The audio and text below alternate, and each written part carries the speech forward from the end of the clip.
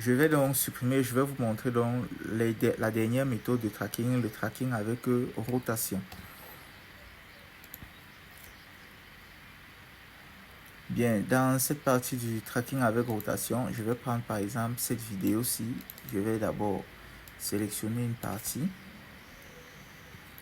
Je vais sélectionner une partie. Ah, vous voyez, là, ça bouge bien. Je vais mettre ici, comme ceci, et je vais venir là. Ok. Donc, je reviens là. Et là, j'insère. Oh, bon, sauf que vous voyez notre image ici, elle est en 4K parce qu'elle paraît être très grande par rapport juste à la composition. Ok.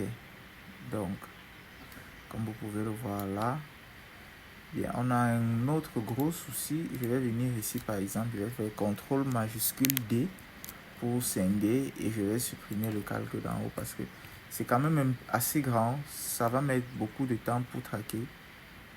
Bien, je vais laisser ça à 2 secondes.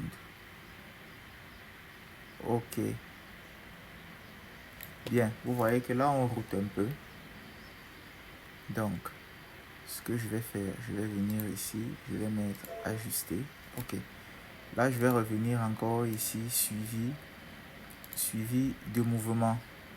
Je vais donc venir ici, transformer toujours.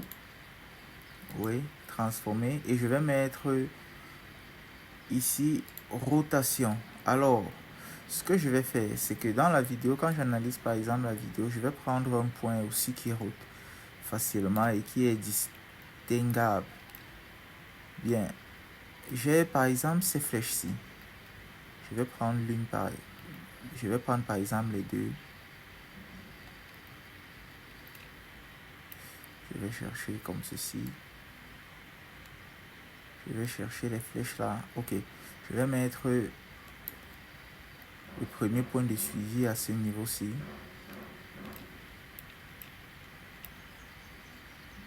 Et le second, toujours quelque part ici. Donc, quand vous lisez, vous voyez que ça route. Si je lis par exemple les trucs ici, vous voyez que les deux flèches là, ça route. Et comme d'habitude, vous créez déjà d'abord votre objet nul. Et vous venez définir la cible sur ce nul là. Et dès que j'ai fait ça, je peux maintenant analyser.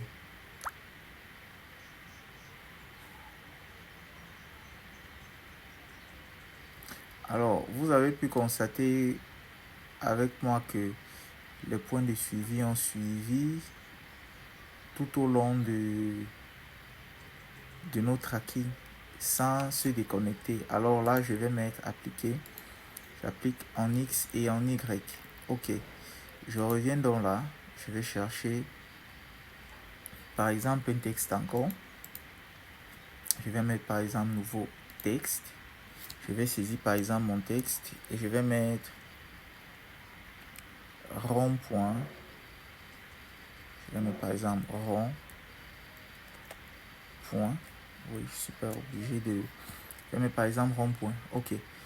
Dès que j'ai donc mis comme ça rond-point, je vais sélectionner par exemple mon texte. Je vais venir... Ouh là là.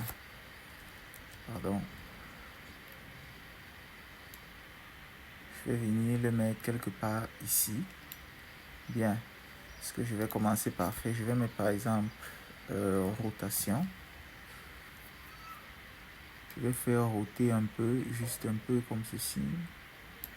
Bien, maintenant que nous avons fixé rond-point ici et nous avons appliqué notre tracking que nous pouvons voir là. Ok, je vais donc prendre ce rond-point-ci, ce texte, mon texte, et je vais l'accrocher sur nul 3. Donc, quand je fais OAL, donc je vais vous montrer un peu à quoi est-ce que ça ressemble concrètement. Ok, c'est vrai que ça bouge un peu, ça pour le tracking est un peu n'a pas été tellement bien fait, mais bon, vous voyez comment ça Ça se passe. Ok. Bien, nous sommes donc arrivés au terme de cette vidéo. J'espère que vous avez donc pu voir comment est-ce que fonctionne le tracking par position, le tracking sur une échelle et le tracking sur une rotation.